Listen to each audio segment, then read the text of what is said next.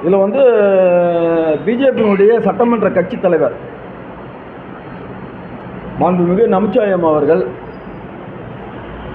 ஒருபுறம் அவர் அமைச்சர் பதவியிலே இருந்து கொண்டு அவரும் இன்னொருத்தரும் அமைச்சர் பதவியிலே இருக்கிறாங்க. நம்மளுடைய சபாநாயகர் வந்து சபாநாயகர் இருக்கிறாங்க. இவங்க 3 பேர் பொறுப்பில் இருக்கிறாங்க.